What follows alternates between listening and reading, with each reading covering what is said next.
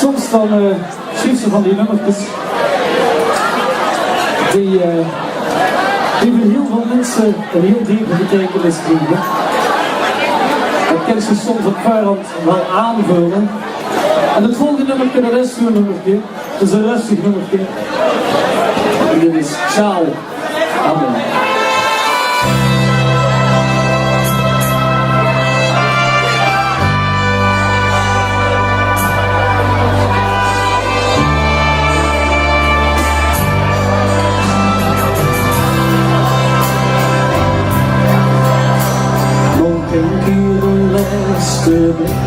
Op de zon en de zee. Leven ik met die grond gelopen op een opgeschreven. Vertelde de sterren, ze stonden zo langs de maan. Mijn oor begint te verlichten, een langer bestaan.